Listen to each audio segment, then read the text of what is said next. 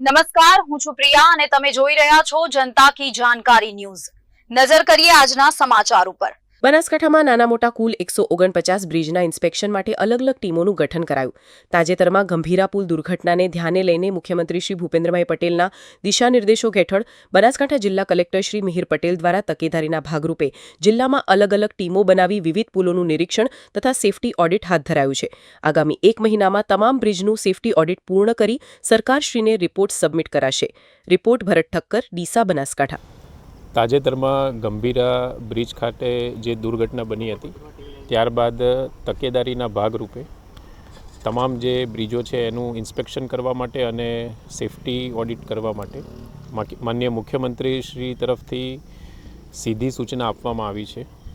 તે અન્વયે બનાસકાંઠા જિલ્લામાં આરએનબી સ્ટેટ વિભાગના અંદાજિત 47, પંચાયત વિભાગના 28, રેલવેના 24 મળી અને સમગ્ર જિલ્લામાં કુલ 149 જેટલા બ્રિજ, માઇનોર અને મેજર બ્રિજ આવેલા છે। આ તમામ બ્રિજમાં તાત્કાલિક ધોરણે ટીમની રચના કરી સેફટી ઓડિટ માટેની પ્રક્રિયા ચાલુ કરવામાં આવી છે।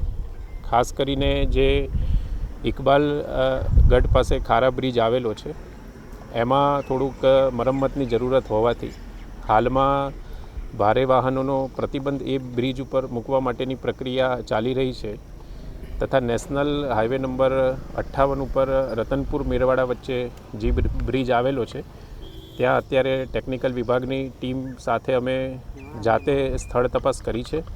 હાલમાં આ બ્રિજ ક્રિટિકલ કન્ડિશનમાં નથી એવું પ્રાથમિક દ્રષ્ટિએ જણાઈ આવે છે। આમ છતાં ડિઝાઇન સર્કલની ટીમ દ્વારા વિશેષ ટેકનિકલ ઓડિટ કર્યા બાદ આ વિશે આગળની કાર્યવાહી કરવામાં આવશે અને તમામે તમામ જે 149 બ્રિજ છે તેનો સેફટી ઓડિટનો રિપોર્ટ સેફટી ઓડિટ થઈ રિપોર્ટ સત્વરે સબમિટ થાય તે માટેના તમામ પ્રયત્નો કરવામાં આવી રહ્યા છે।